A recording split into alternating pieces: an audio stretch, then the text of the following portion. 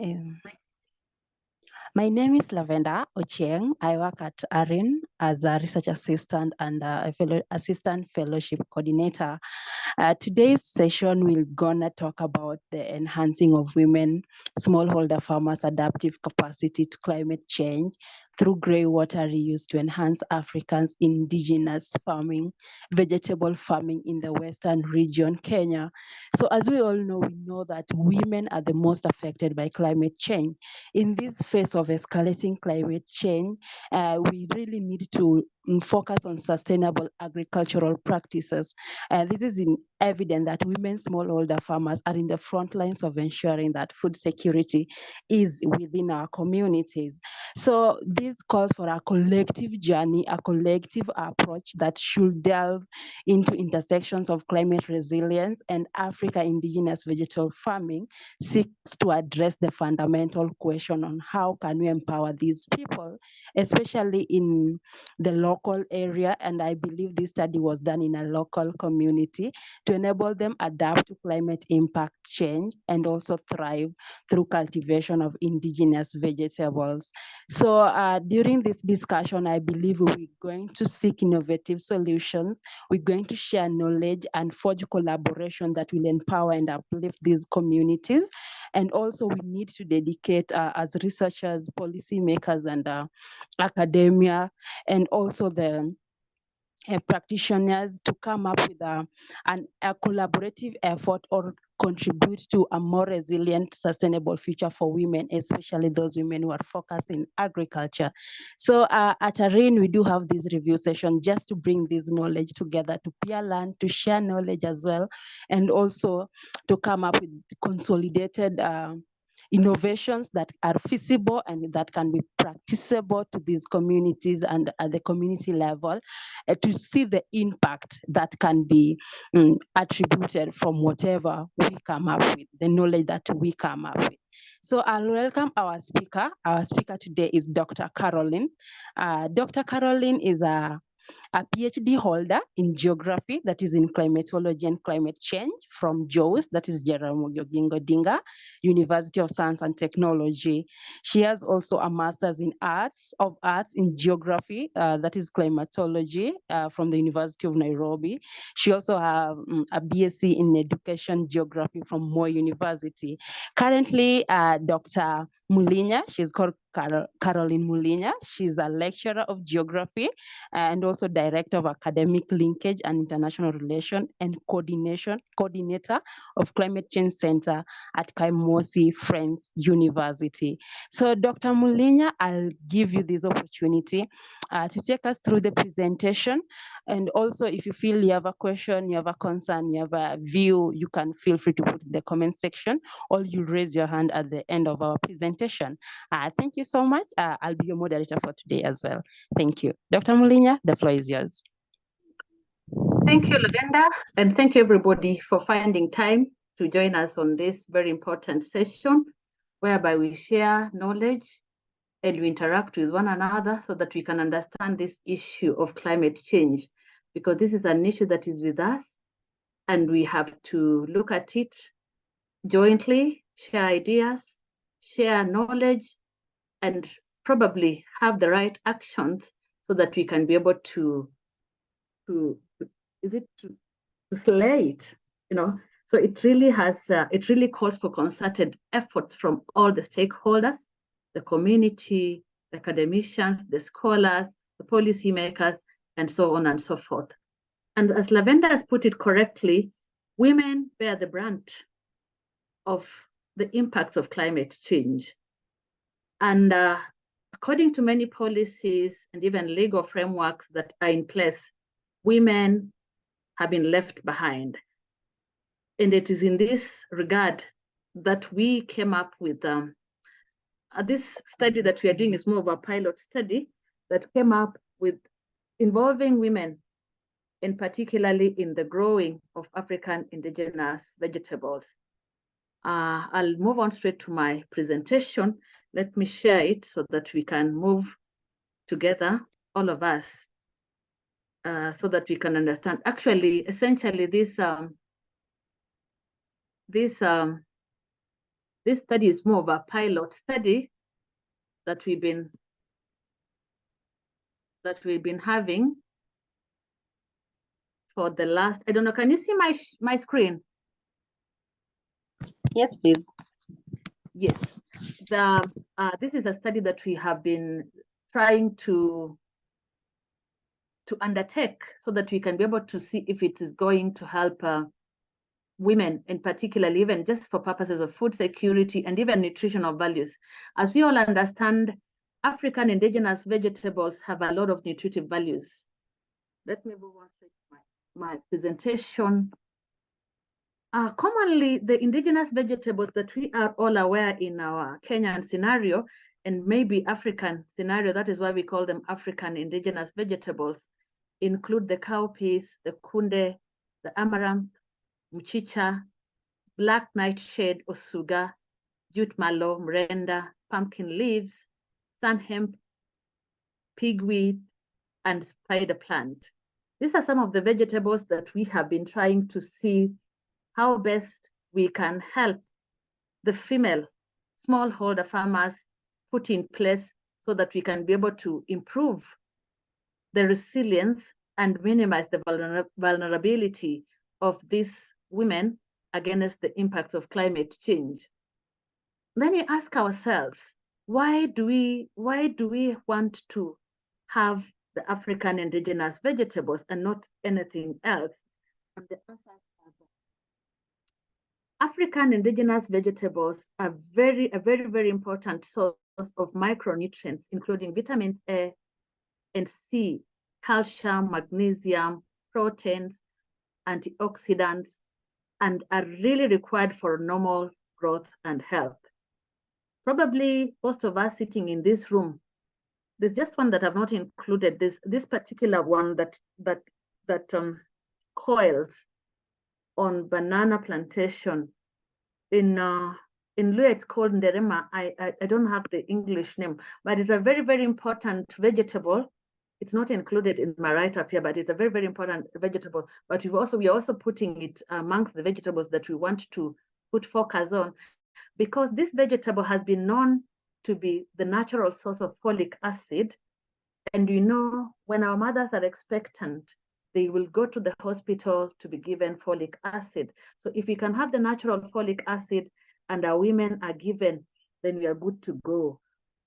Secondly, they provide necessary energy and proteins, especially for children when they're being weaned, and the sick and the elderly. I know most of us have had an experience with these vegetables. And that is why when you go to the supermarket or even the market, you'll find them slightly expensive than the normal sukuma wiki and maybe cabbage and so on and so forth. Why are they so? Because these vegetables, as I've already alluded, by the fact that they're very important sources of micronutrients. So when they're given to children, expectant mothers, and even the sick, then it's an easy source of getting these nutrients. And again, they're more common, but in the recent past, they're not common. And that is why we really want to put and emphasize this. And as I've already indicated, this is more of a pilot study that we wanted to run in the whole of the Western, the Lake Block region. But we have just done, I think so far we have done, and by that I need to say that this study is myself and my other colleagues, but I'm just presenting on behalf of everybody else. We want to do it in the Lake Victoria region, Lake Victoria Block region, whereby we'll have about 14 counties. But so far, I think we've only piloted it in Kakamega and Vihiga counties, but very importantly. And then lastly, these vegetables are palatable. These are vegetables that even if you don't have cooking fat and you can be able to cook and boil and just put salt, these are vegetables that you can eat comfortably, unlike sukuma wiki, which you have to look for cooking fat so that it becomes much palatable. But these natural vegetables, mrenda, the meto, the pumpkin leaves, the usuga, you can easily eat them. You can easily have them for a meal without necessarily having cooking fat. And this is, I think, I want to believe the more reason our parents, our older generations probably did not have a lot of sickness because they believed in these vegetables, and they basically these vegetables formed part of their meal much at time. Unlike us who have really put a lot of emphasis on skuma wiki and these other modern vegetables. So it is high time we moved back to these local indigenous, African indigenous vegetables. And then in terms of production and even marketing, these are vegetables that do not require large portions of land.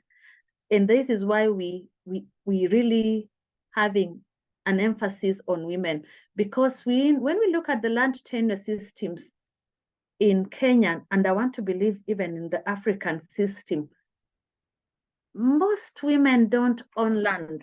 But at least I know, and I'm certain, and I can say this without fear of contradiction, that when you're in a home and a woman can be able to get some kitchen garden, then that will not be a problem. Unlike if you want to grow crops like maize, which require large tracts of land, this might not really be as an easy case, particularly in the Kenyan scenario, and particularly in the western region of Kenya. I know the land system, women barely have access and even owning land. So you cannot wake up in the morning and you're telling somebody that I feel like I want to do this. But even if you're married and you're telling, and you are in a family, and then take a small tract just behind the kitchen, behind the homestead, it becomes easier that you can be able to calculate this, to cultivate this particular vegetables, because they don't require large tracts of land. And then essentially why we are looking at it as a way of coping to climate change. These are vegetables that can withstand at least harsh climate. But you see from my heading, we wanted to besides withstanding the harsh climate or withstanding some period of lack of moisture or rainfall, then what else can we do? That is why we came in, and in this project we have a chemist on board. That is why we came in with the use of the grey water reuse. I think I'll be talking about that shortly. Why the grey water reuse? That is it. So our study site, I think I've already mentioned, it is in the Lake region of Kenya. That has quite... Wow, okay, not that. Come again? Không mà những cái môn mang ngủ không mình đã không mà mình muốn chịu không được.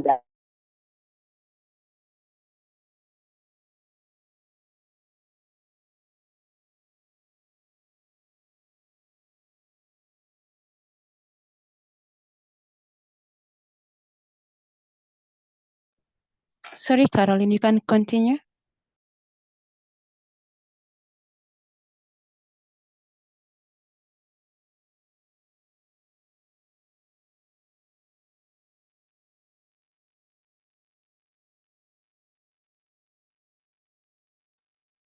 Hello? Yes, you can continue. Thank you. As I've already indicated, what we are piloting, but though we would love to run this project in the whole of the Lake region of Kenya, and the Lake region of Kenya is no exception on issues of challenges that the whole world is experiencing in terms of climate change. Although people, when they look at it, or even scholars or everybody else, when you talk about the Western region, particularly areas of Kakamega, Bungoma, Kisumu, Siaya, Homa Bay, Kericho, Nandi, and so on and so forth, most people have this belief that these are not areas that are experiencing a lot of climate change. When it comes to the climate change issue, people tend to imagine that climate change is more severe in the arid and semi-arid areas. But this is not the scenario. I want to really reiterate today that climate change is taking place all over, and we should not be left behind in thinking that we are safe particularly the regions of the Western Lake region, we need to come up with measures, just like the areas of the arid and semi-arid areas like Machakos, Kitui, and Makueni.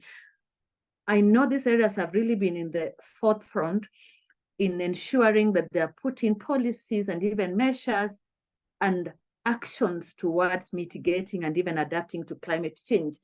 Unlike some counties in Western region, they're still dragging their feet, imagining that the impact and the effects of climate change are not taking place. But when you do the analysis and you realize that Western counties are still experiencing this problem. So there's a need that we put in, we as researchers can be able to emphasize the need of having policies, particularly in these counties, that can be able to help us put in the right policies so that we can move like in those the other counties. So it is not an exception. Areas of the region, Lake region, experiencing issues of climate change, just like the other parts of the world. And these challenges have impacted in these areas, both politically, ecologically, and even economically. And climate change, as most of us understand, has far-reaching effects and impacts on the well-being of mankind. And if not put into consideration and even thinking, then we are likely to lose. So the more reason we have to put in probably and even locally adaptive measures that people are much comfortable with, that efforts that people can easily associate with and are easily adaptive in terms of even economically and even ecologically. Because sometimes when you put in measures that people don't seem to be in sync with, then sometimes they don't go on well and it ends up not being sustainable in the manner that we would like it to be. That is why we trying to do this and trying to put in measures like growing of African indigenous vegetables, a simple method of adapting to climate change. But in ours, we realize that there are certain times when we don't have rain. And that is why we're talking about the greywater reuse. And I think when we talk about the greywater reuse, we're talking about the wastewaters. I know all of us have been come from somewhere in this country or from wherever Africa. And when we get to our rural households, we realize that when we wash utensils outside the house, where does that water flow to? In the villages, we have bathrooms, the outside bathrooms. Even the bathroom that is, where does that water flow to? When we wash our clothes, where does that water flow to? Water is a very important resource. That is why we have also put in the component that we can also be able to reuse the greywater that we normally take as a waste from the activities that we are involved in, particularly in our rural households. And if it's well treated, then we can train, or we can even have small irrigative gadgets that our women can be able to do this, and we can have a continuous supply of these vegetables throughout the year.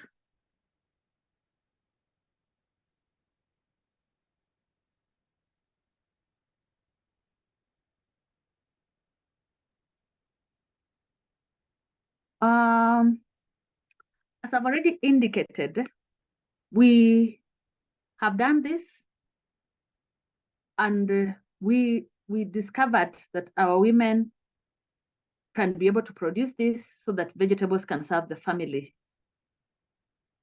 Another thing that we are also working in this project is to ensure that we can be able to help our women also market these vegetables. Because you can imagine if you're talking of a village that has 50 women and everybody has their own product, then now where does it go to?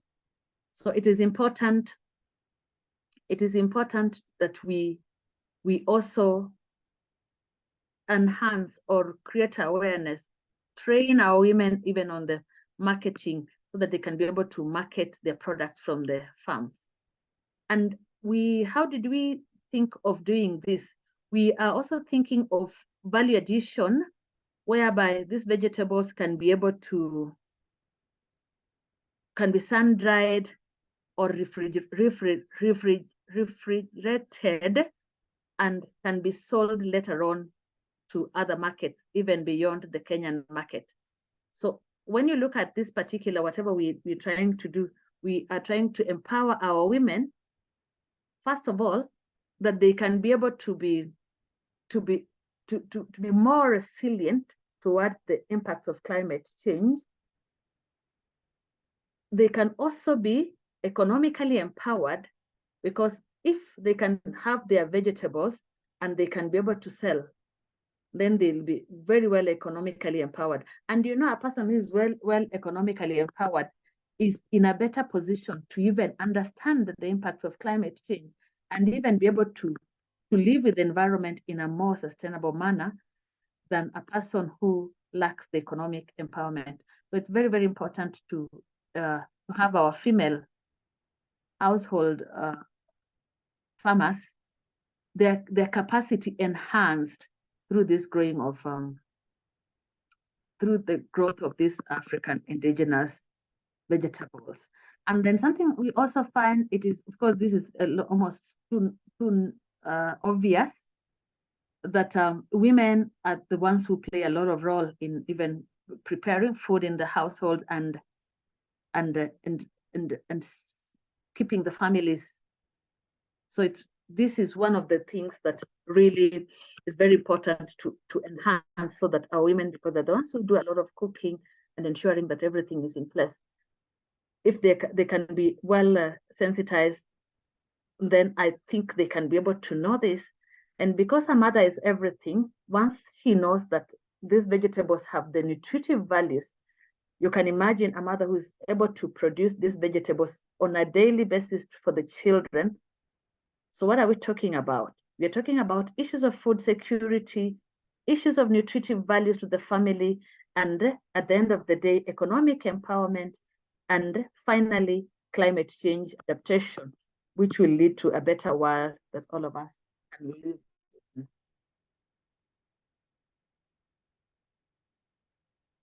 I think I'm more of repeating myself, but we also found out that I think they don't require a lot of capital investment. In fact, when we began this project, because we did not have a lot of funding, we were able just to convince a few women, and we were able to buy for them the seeds. Not a lot of money. I think we began with like 15 women in Kakamega, and we were able to buy them seeds of kunde, miro, and mrenda. And I think we were able to give every woman like just 500 shillings. And after, it's only that I don't have a photograph of this, after like a month, it was very, very impressive, because every mama had her vegetables. And this has continued, particularly for Kakamega, it has really picked well. Vihiga is where there's some real problem.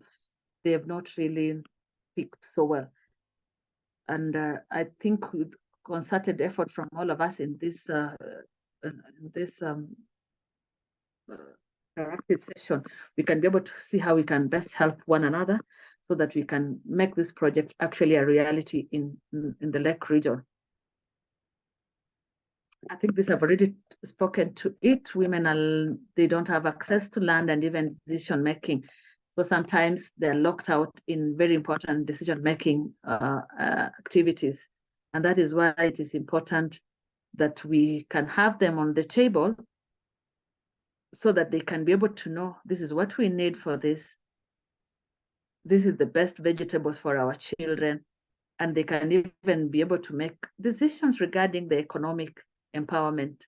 And as I've already said, most people economically empowered are likely to live better with the environment than those people who are less economic empowerment. Probably that's a perception, and that can call for debate.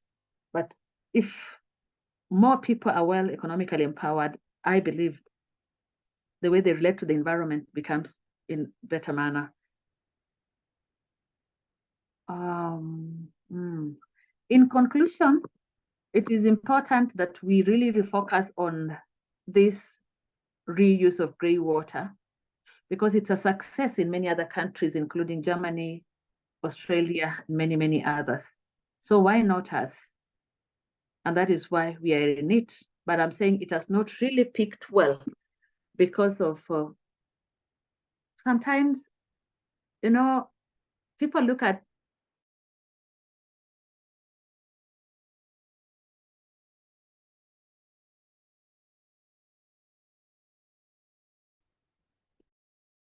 like the gray wastewater. When we get, sometimes people are wondering, how do we start working with water from the bathrooms? How is it? And it becomes a problem. You just know, sometimes with lack of sensitization, people don't take it lightly. So there's a lot of need for a lot of sensitization, that people can be able to understand even these gray waters can be used efficiently for small irrigative purposes, in particular in growth, not only even for African indigenous vegetables, but even in growth of other crops. So there's a need that we put in deliberate systematic attempts for reclamation of gray water in Kenya. And then and this can only be done if we understand the issue of safe and effective use of household gray waters for food production. And that is why I've indicated in this project, we have a chemist from the university, Dr. Shikuku, who is able to get the water and does a lot of chemistry on it before we can be able to allow it to be used for irrigation, because we cannot just get the water as raw as it is from whatever activity and use it for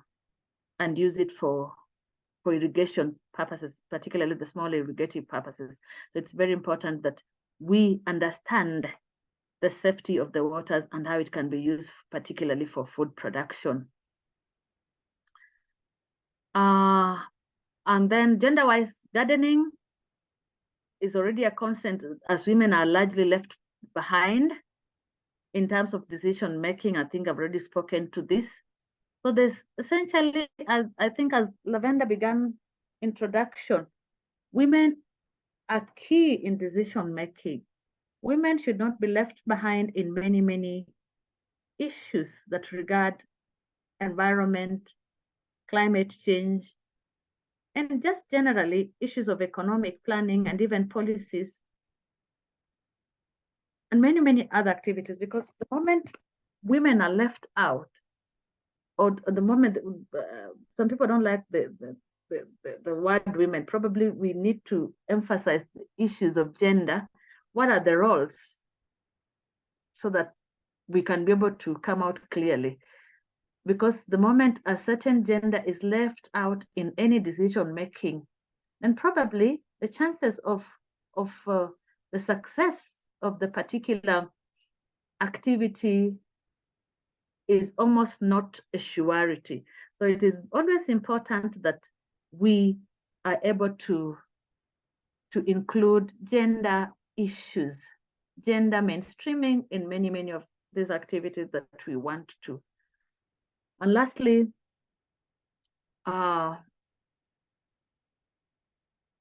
this, if is a success, then we'll be successful in terms of food security and even nutritional enhancement of our society. Thank you. That is the end of my discussion. My discussion basically was, it's something we are piloting on.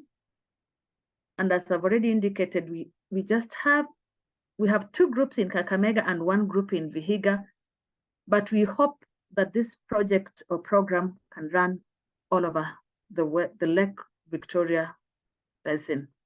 I think if it's a success story, then it can be replicated elsewhere. And as we all know, African indigenous vegetables are very, very important because of their nutritive value, because you don't require large tracts of land and they're less capital intensive. Thank you so much for listening to me. I am free to listen to your questions, comments, and even addition. I know there are many scholars here and researchers who can add value to this project because it is just in its inception stages. Thank you so much.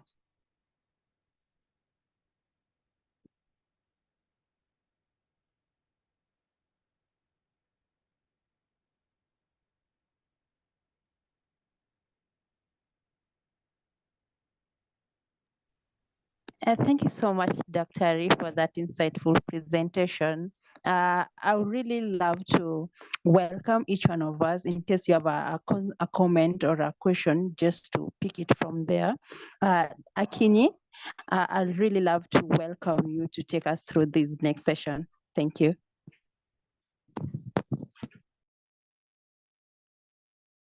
Thank you very much, Lavenda. Unfortunately, I'm unable to turn my camera on, and I'm not sure why, but even so, thank you very much, Dr. Mulinya, for this very insightful presentation.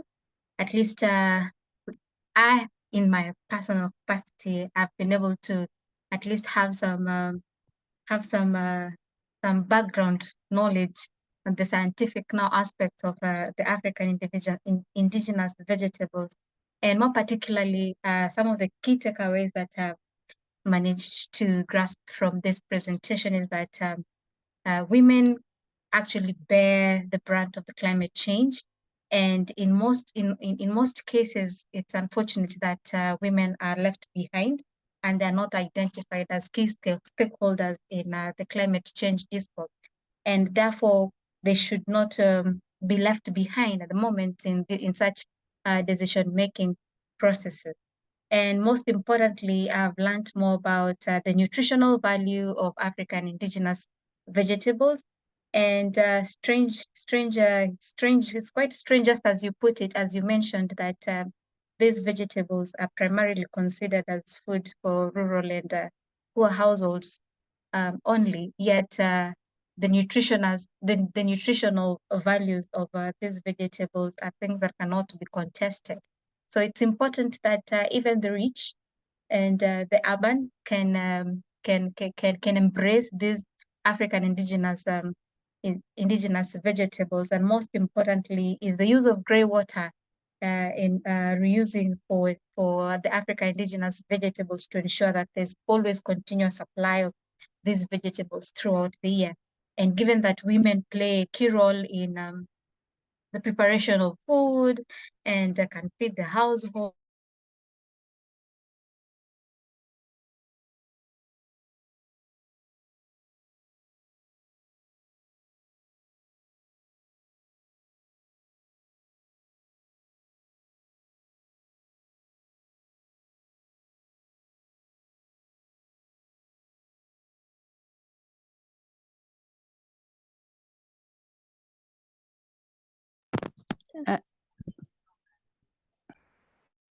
sorry about that. I don't know why I found myself out of the meeting.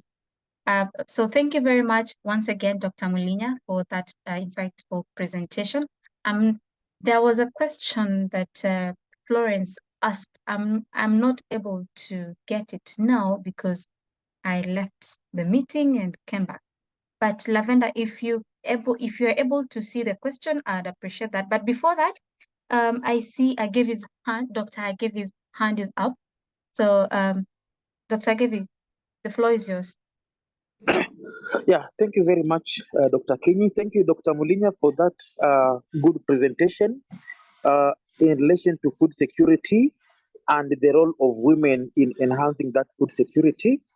Maybe mine are just I think the comments, since maybe you are saying that it is a pilot study, I was just thinking maybe if we could also incorporate in this study the aspect of indigenous knowledge.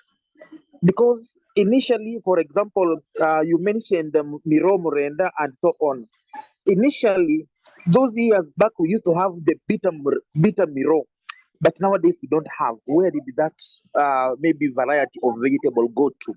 Maybe are the current women not using the indigenous knowledge in storing those seeds for the next planting season or what? Then the second question could be, when you look at this gray water and maybe somehow in other studies, it may look like maybe it may have some contamination, maybe from pathogens that may end up raising some soil pH or reducing micronutrients.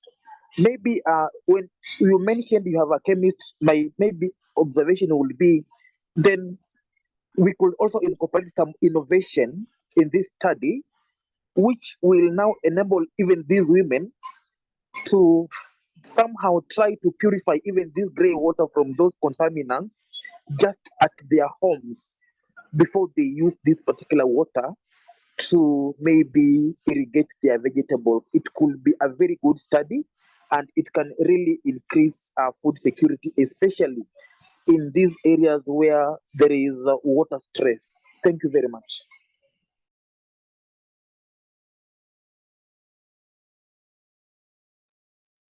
Do I respond immediately, Lavender?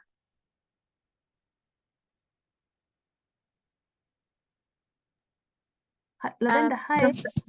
Dr. Mulinya, it's okay, you can respond. Thank you, Dr. Gevi, and thank you for really being part of this session. It is always important that you get feedback. I just want to emphasize that that aspect of indigenous knowledge is so key, and I think that has escaped us, but I think it can be incorporated. You said it right. The indigenous miro was so bitter, and it's believed that it was actually medicinal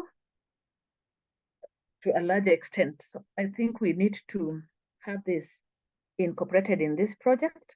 And then the issue of the seed bank, probably as you put it, because even nowadays when you get to the market and you ask for the bitter miro, you will not be able to find the seed. So it is very important if we can be able to incorporate this, and then we have the seed banks, and this can be done. Thank you so much for that comment, and I think this should be incorporated. And then secondly, on the issue of the grey water, I mentioned that we have Dr. Shikuku who is handling the chemistry part of it. Actually, we hope to have small irrigative gadgets, but this can only be done, and this we've not done it fully. We hope to be able to measure the various parameters in the water so that it's pathogen free, and at the end of the day, it's not contaminated for food production.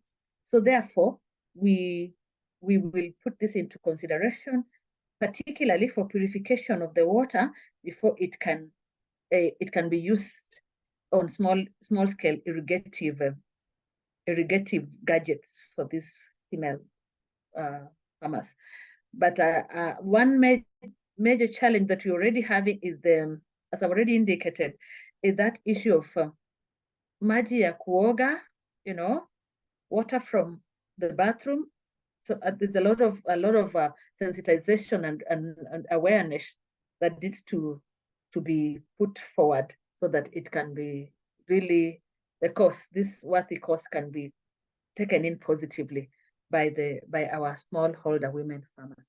Thank you. This is well noted, and I will include the link. And I think we can work, all of us, to make this project much a success. Thank you very much, Dr. Mulinya. And Dr. Gevi actually raised a very important question, a very important point on indigenous knowledge.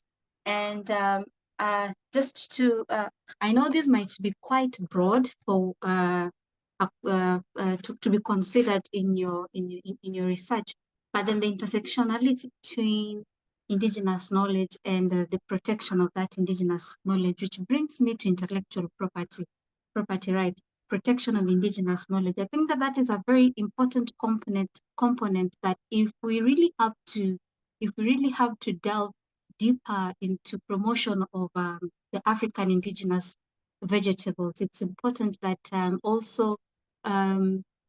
we also kind of consider the other aspects of protection of this of the intellectual property that arises with it, because these people also have, just like you mentioned, these people have the right to maintain, control, protect, and develop this their cultural heritage, their traditional knowledge, those cultural expressions, as well as the manifestations of these sciences and technologies and cultures and human and all those resources, seeds, medicines, name them. It's important that now when we're talking about promotion of these AIVs, it's also important that the other aspects of intellectual property rights also be considered. And just like I mentioned, it might be quite broad for your research at this point, but then it's an interesting debate that is in the international discourses on whether or not to protect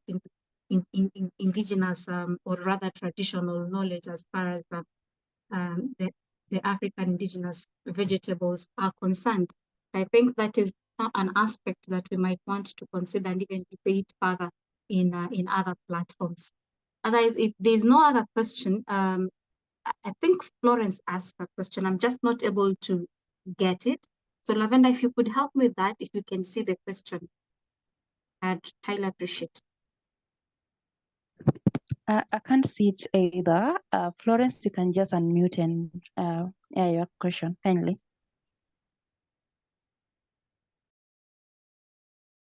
No, I will do the question.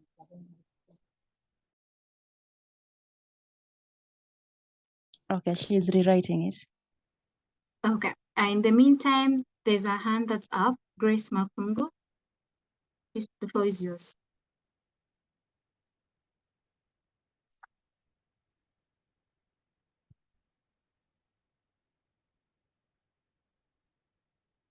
Grace, please go ahead.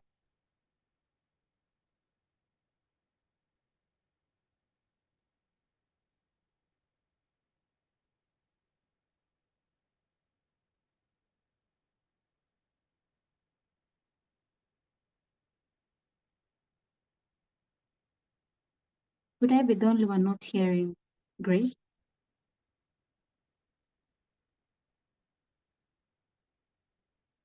Oh, in the meantime, so Florence just typed her question.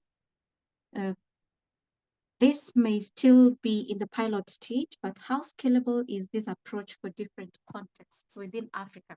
Are there any specific resource or infrastructure limitations that need to be addressed? Dr. Mulinya?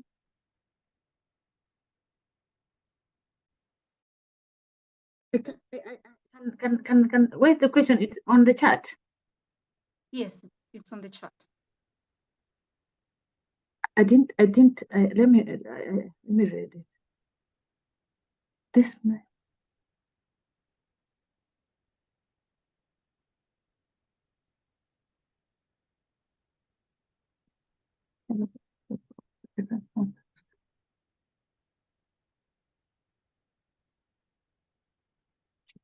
Yes, thank you. Thank you for the question.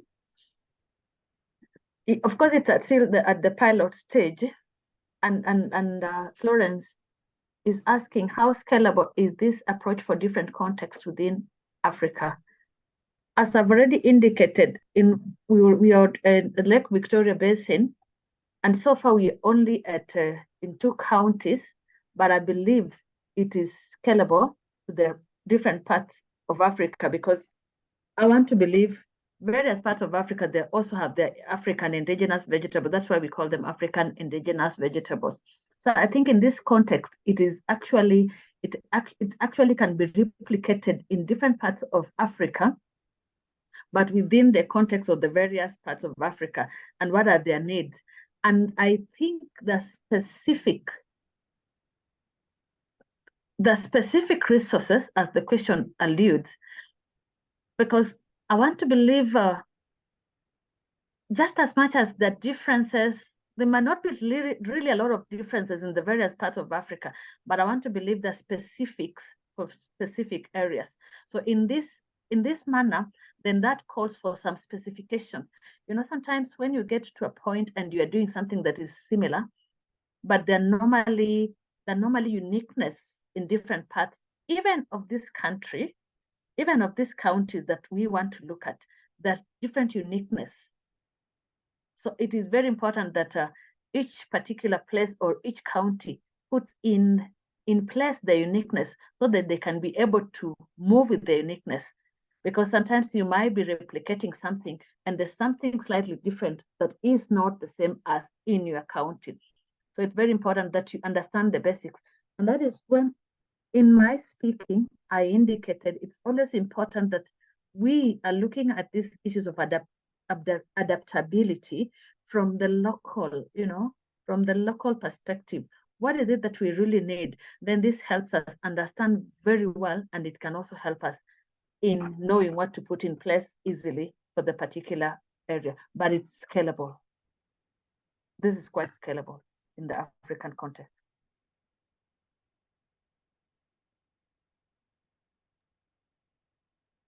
Thank you very much, Dr. Mulinya. I'm not sure if there's any other person who would wish to contribute. And if there's none, Dr. Atel, are you in?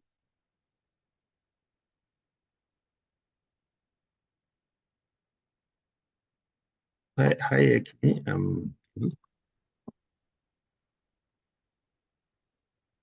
Okay. Welcome, Dr. Atela, our Executive Director, to maybe give us the closing remarks, if at all you have any.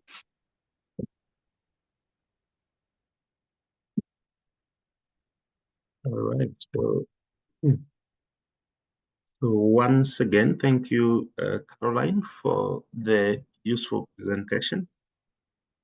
I think the topic that you have discussed or shared with us is very fundamental and is generating a lot of heat at various levels, both at the national level but international level as well, but also within different communities, we the research communities and the policy communities.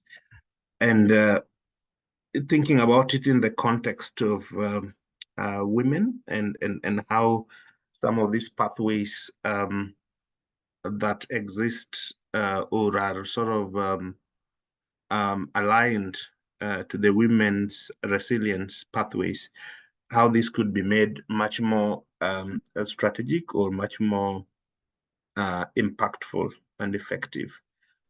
So this kind of discussion of this project is very critical, and some of the insights that you've given are very key in terms of really rethinking our resilience building strategies, especially with different groups of people within the community, and especially at the Lake region, where there are a number of efforts towards supporting resilience, including financing resilience, like FLOCA and stuff like that, and other funds that are coming to support local level adaptation actions. So ideas such as this, I think, are very critical, and if they could be developed further to really, can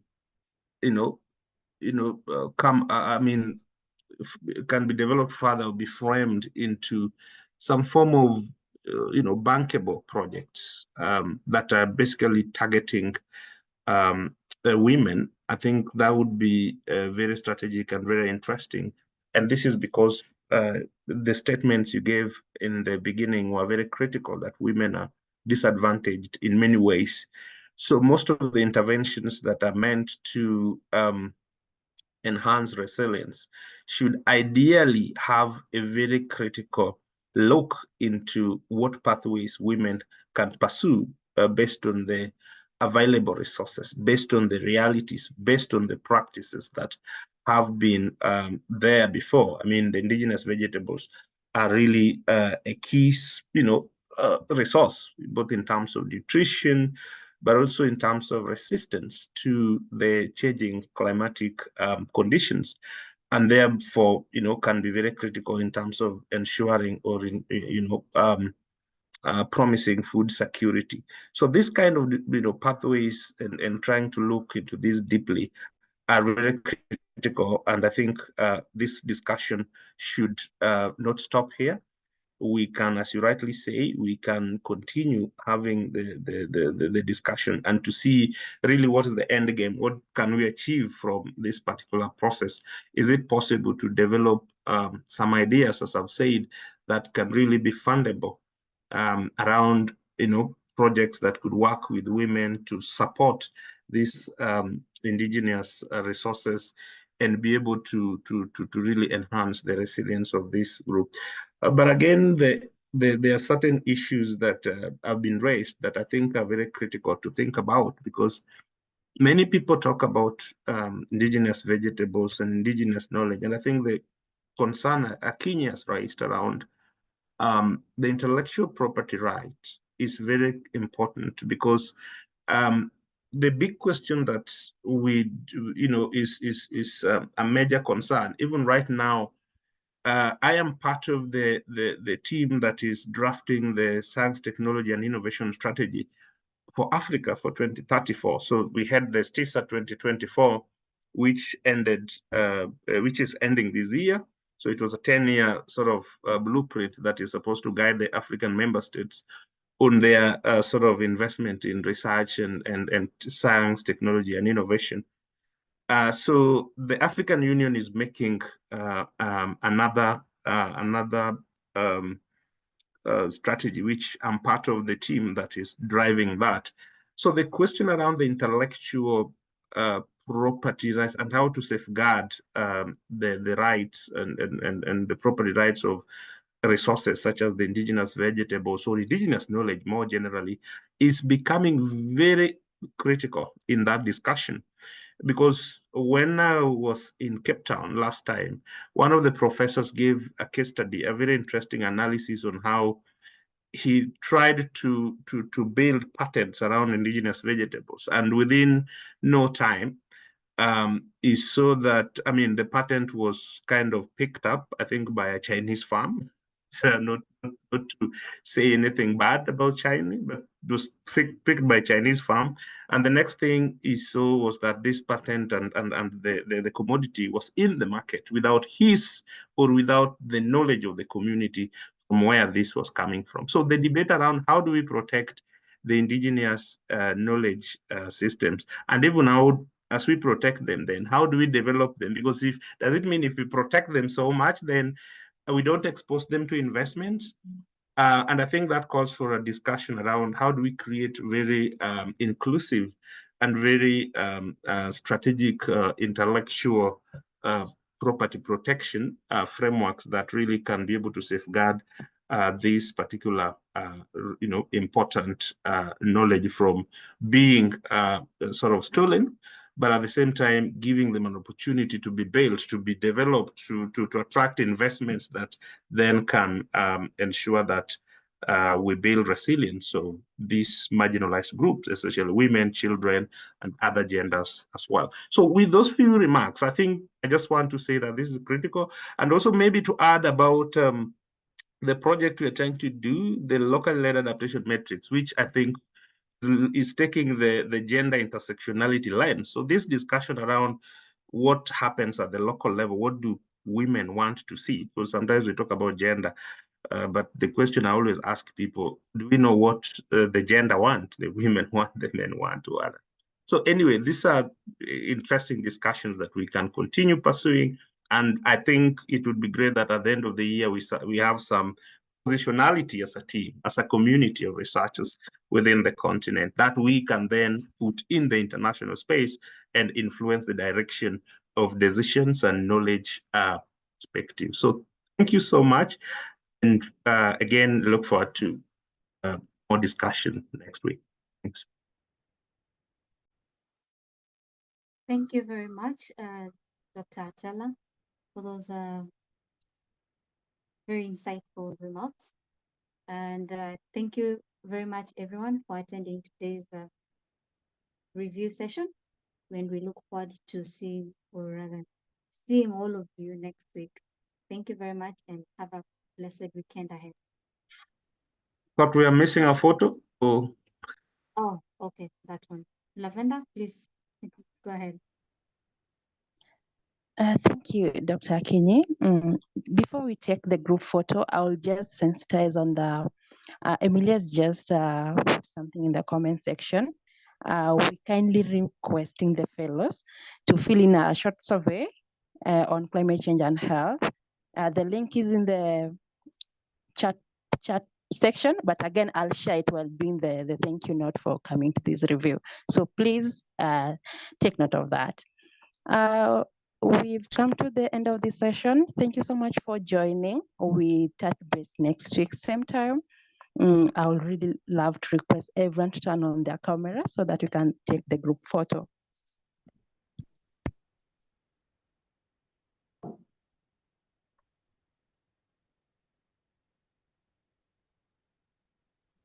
And Benja, Beryl, let's all turn our cameras kindly.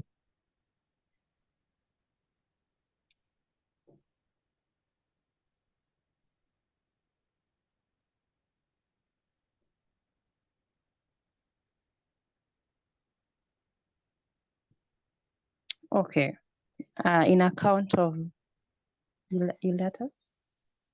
Okay, in a count of 1, 2, 3, let's all give a broad smile.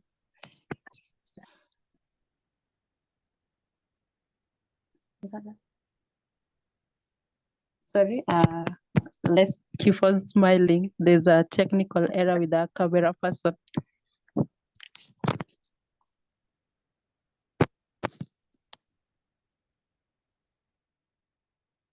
That's done. Thank you so much. Have a fantastic weekend. Thank you too. Thank you. Bye. thank you. Thank you. Bye-bye. Bye. Yeah. Bye. Thank you.